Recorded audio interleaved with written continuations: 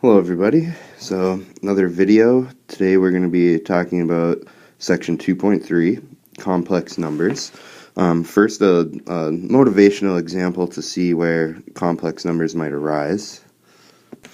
So we start by considering a quadratic function, polynomial of degree 2, f of x equals x squared plus 4.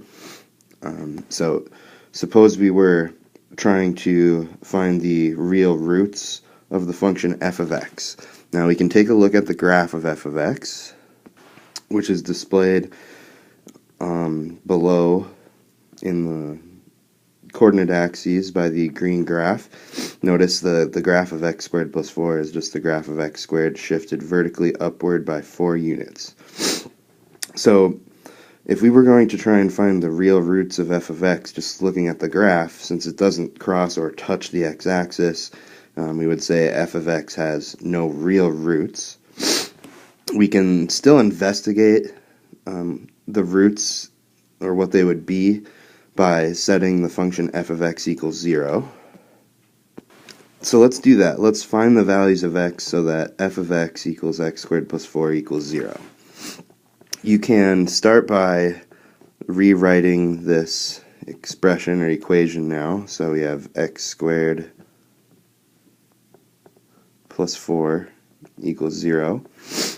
Now you can use the quadratic formula with a being 1, b being 0, and c being 4.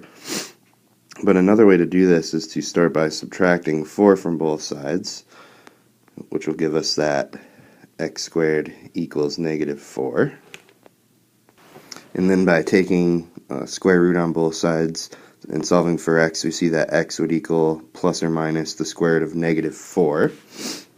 Now this is not a real number,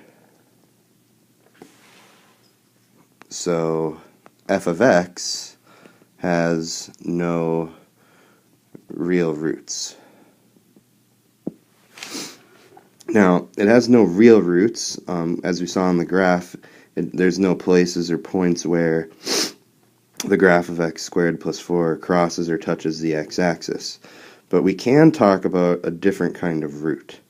And the roots we could talk about, okay, since x is plus or minus the square root of negative 4, that is not a real number. We've been told for so long that you can't take the square root of negative numbers. However, we are going to define what are called complex numbers, and it turns out x squared plus 4 has no real roots, but it does have two complex roots, plus or minus the square root of minus 4. So the idea here is that the real numbers can be, in a sense, extended to a larger set of numbers, called the set of complex numbers. So every complex number has the form z equals a plus bi, and we say a is the real part of z,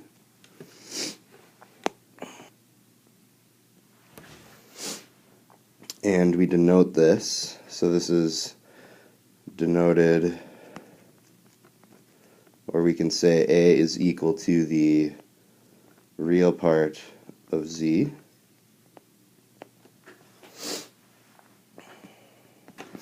And the real number b in the expression z equals a plus bi is called the imaginary part.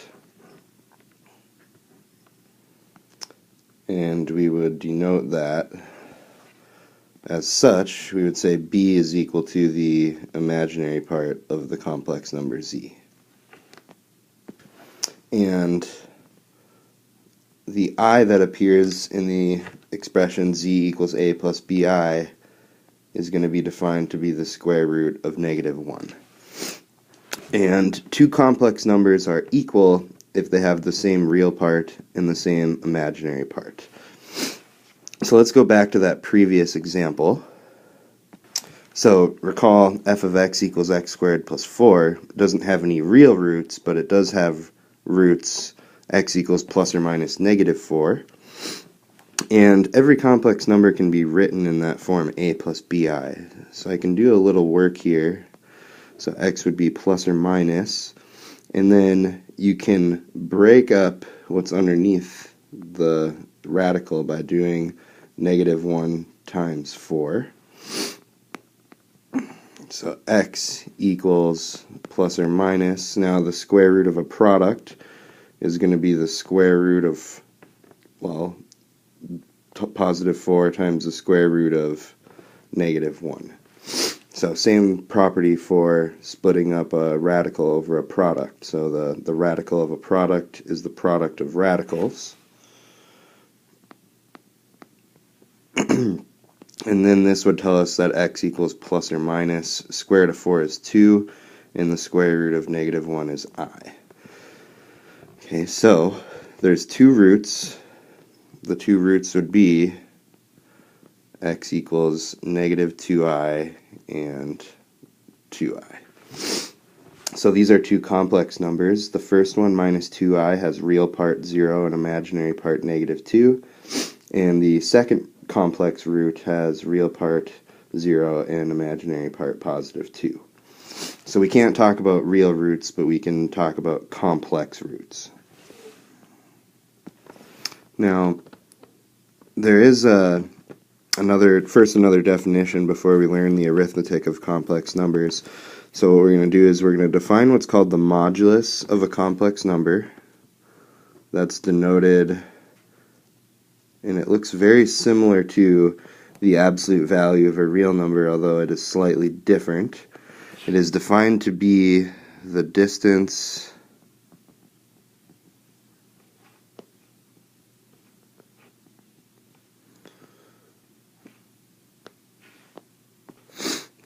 from the origin, so the point 0, 0, to the point z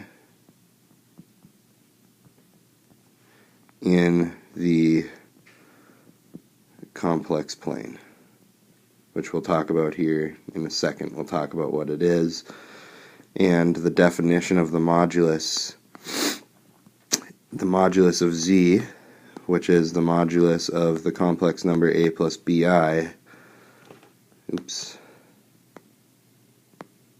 is equal to the square root of the real part squared plus the imaginary part squared. So where does this come from? So let's talk about what's called the complex plane and how to make sense of the modulus as the distance from the complex number to the origin. So to start, the complex plane is going to look very similar to the xy plane, except for don't make sure that you don't confuse them. We use the xy plane to plot and graph functions. We use the complex plane to plot complex numbers. So just like there's an x-axis, you have a horizontal axis, which is called the real axis, and then you have a vertical axis, which we're now calling the imaginary axis. So for example, for the sake of simplicity, if you had a complex number in the form a plus bi, a is the real part, and b is the imaginary part. Both of those are real numbers.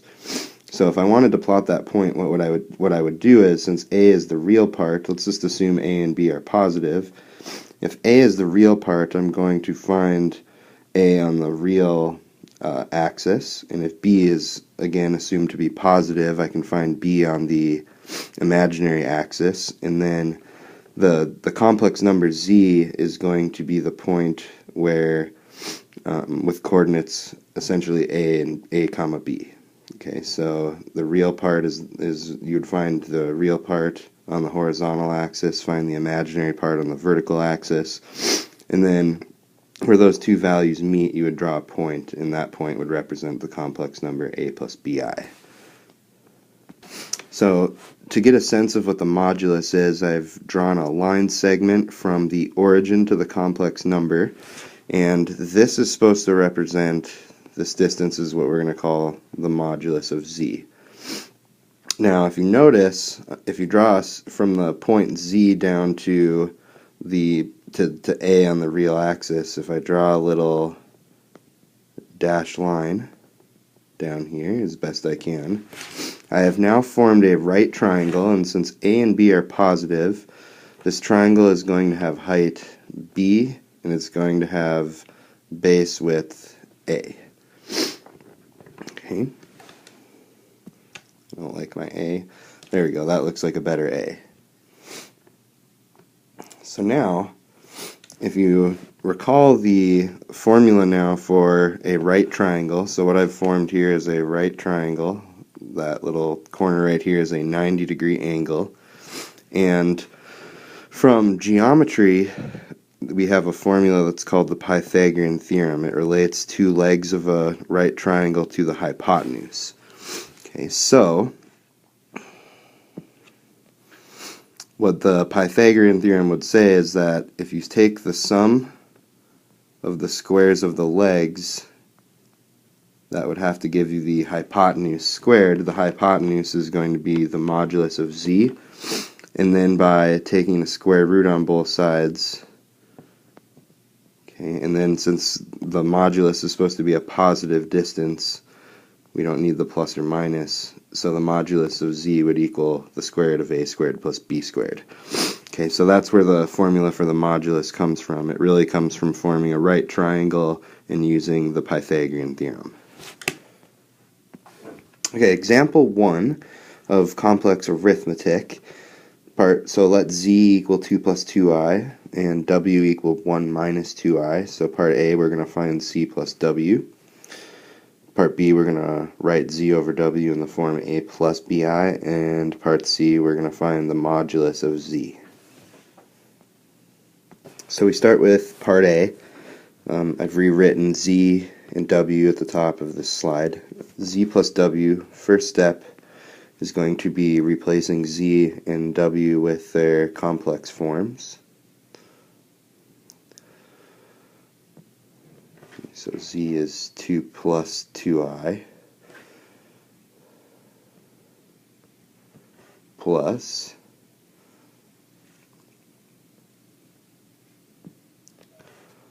the complex number w, which actually, if you've noticed up top, I made a mistake here. This should be 1 minus 2i if you go back to the previous slide. Okay, so we're going to add 1 minus 2i. Okay. And I guess you could start too by enclosing both of these complex numbers in parentheses, just to keep track that the first complex number enclosed in parentheses is z, the second complex number enclosed in parentheses is w. Now, when adding complex numbers or even subtracting, what we're going to do is we're going to add the real parts and add the imaginary parts. So in the next step, this would equal, now the real part of z plus w is going to be 2 plus 1. Plus, and then the imaginary part is going to be 2i plus a minus 2i. And when we're done here, 2 plus 1 gives you 3, plus, and then 2i minus 2i, just like for real numbers, think of the 2i as like term, or think of the terms containing i as like terms. 2i minus 2i would be a 0i. So z plus w is actually the complex number with real part 3, imaginary part 0, so that is just the real number positive 3. So there would be z plus w. Now before we do division of complex numbers, first a definition, and that definition is the conjugate of a complex number a plus bi is a minus bi and vice versa. And to actually do division of complex numbers and write them in the form a plus bi, we have to use the conjugate. And let me show you how this works. So the first step is to rewrite z as 2 plus 2i and rewrite w as 1 minus 2i. Now the trick for multiplying, the trick for doing division of complex numbers is going to be to multiply 2 plus 2i over 1 minus 2i by the conjugate of the denominator multiply the numerator and denominator by the conjugate of w. So if w is 1 minus 2i, the conjugate is going to be 1 plus 2i. So let's multiply the numerator first. Now, treating 2 plus 2i and 1 plus 2i as binomials, i.e. expressions with two terms, this would work just like you would FOIL a product of, say, two quadratic functions that only have two terms. So you can FOIL this out. So you can do 2 times 1 and get 2, and then multiply 2 by 2i, which gives you a 4i. Okay. And then I can take the 2i on the left and multiply it by the 1 and the positive 2i on the right. So I'll get a plus 2i, and then I will get a plus 4i squared. And then we can do the same thing in the denominator. Treat each of these as a binomial and FOIL. 1 times 1 is going to give you positive 1. 1 plus 2i gives you 2i. And then negative 2i times 1 is a minus 2i. And finally, the last term is going to be minus 2i times 2i. You're going to get a minus 4i squared.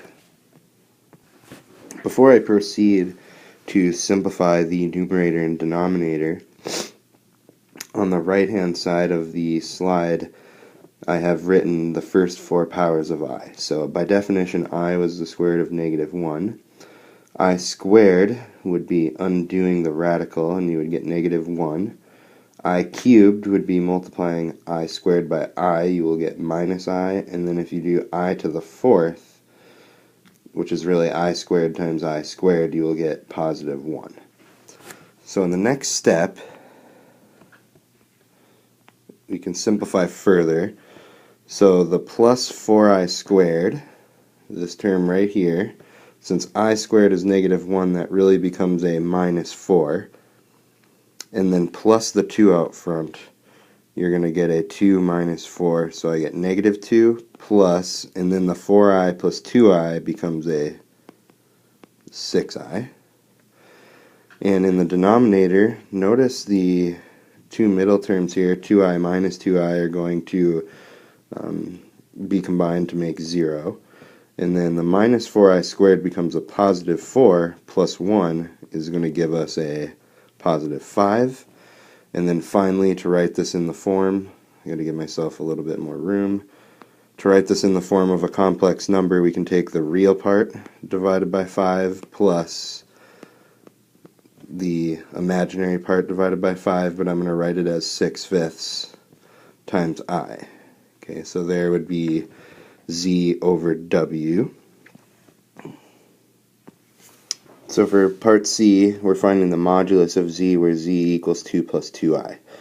So the modulus of z, which is going to equal the modulus of 2 plus 2i, remember, is the square root of the real part squared. The real part was 2, plus the imaginary part squared. And this is going to equal, well, 2 squared is 4. 4 plus 4 is 8. So the modulus, the distance of z from the origin, is going to be square root of 8. Now, what does this look like pictorially, or if we take a look at the complex plane? Okay, so we can remember, just going back to we're still on part C. If z was 2 plus 2i, we just found that the modulus of z, the distance from z in the complex plane to the origin, was square root of 8, which technically I should be simplifying as 2 times the square root of 2. Now what I've done is, if you look at the bottom of this slide, I have drawn the complex plane with real axis and imaginary axis. The real part and imaginary part of z are both positive 2. So I find positive 2 on the real axis, I find positive 2 on the imaginary axis. And then the distance from our complex number, oops, that's a bad line segment. The distance from the origin to the complex number, that would be the modulus, which for us, this distance would be 2 times the square root of 2. Okay, so there we see how to both plot a complex number in the complex plane and also understand its modulus as the distance from that point to the origin.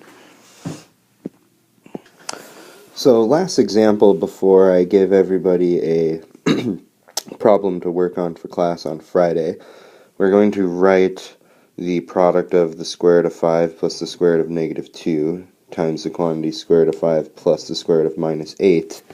We're going to write that in the form a plus bi. That's a bad a plus bi. Still working on my art skills here with the stylus pen. Okay, so we're going to write that in the form of a typical complex number, the form a plus bi.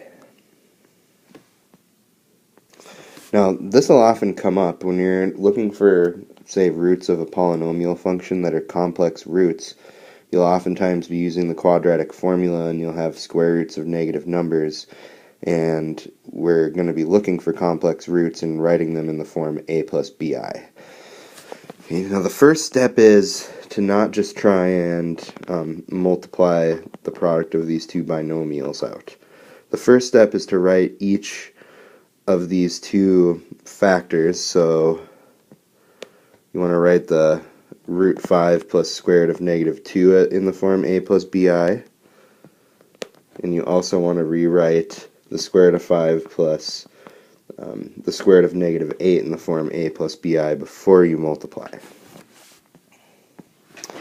So the first step, if you look at the factor in blue on the left, the square root of minus 2 is the square root of negative 1 times the square root of 2, and the square root of negative 1 is I.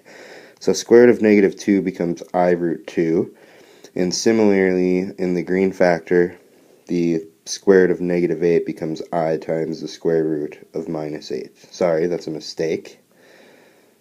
That should be I times just the square root of 8. So here's a point now where we're multiplying two factors that each have two terms. So you can think about foiling in a sense. Okay, so the square root of 5 on the left is going to be multiplied by the square root of 5 and the I root 8 on the right. And the I root 2 on the left is also going to be multiplied by the root 5 and the I root 8 on the right. Okay, so the first multiplication, root 5 times root 5, is this going to be, well, root 5 times root 5 would be positive 5. And then you have root 5 times I root 8, which is going to be plus I times the square root of 5 times 8, which is 40. And then plus, and then you have I root 2 times square root of 5. If you look at the red arrows that I have, I'm doing the first product, the product of the inner terms. I root 2 times root 5 is going to be I root 10. And then finally the last multiplication is going to be I root 2 times I root 8, which is going to be plus I squared times the square root of 16. So square root of 2 times square root of 8 is square root of 16. Now just a couple more steps. So the imaginary part is going to be the I root 40 plus I root 10, which we will simplify that slightly. Now remember, this I squared over here, this I squared is going to become a minus 1, and the square root of 16 is going to become a 4. Okay, so minus 1 times 4 becomes a minus 4, and then you add that, so if I take this minus 4, and we add that to the 5 over here, the real part is going to be positive 1, and then it's plus, and then now both of these middle two terms, they each have a factor of I. So what I'm going to do is I'm going to factor the I out. So I'll have root 40 plus root 10 times I. And then in the last step would just be to simplify those radicals. So square root of 40 is really 4 times 10. Okay, so that becomes 2 root 10 plus root 10 times I. And I ran out of room. The final step here, let me actually do this. Let me go back. Let me make some room. So now, let me go back. So this is 1 plus root 40 was 2 root 10 plus root 10 times I. And this now equals 1 plus, and I'm going to write it this way, the 3 root 10 plus root 10 is, or sorry, 2 root 10 plus root 10 is 3 root 10, and I have an I on the right, but it's typical, and if you look in the textbook, you'll see it written this way. They'll write the 3I times the root 10. Okay, so whenever we write radicals in a product, we always write them at the end. So the 3 root 10 and the I are all there. So that would be the final answer right there. Okay, so that's all I have for this video. There's a few other remarks I can make in class through discussion. Let me write a problem for everybody to work on and turn in on Friday, and we'll call it a day. Okay, so everybody's assignment for Friday was to watch this video and find the roots of f of x equals x squared minus 2x plus 5. Hint, they will be complex roots, they won't be real roots. So go ahead and write them in the form a plus bi. So that'll be the assignment for class on Friday. I'll have a worksheet, lots of problems for everybody to work on individually, and then if necessary we will take the time to have a discussion. Okay, so I'll see everybody in class. Thanks for watching. Have a good day.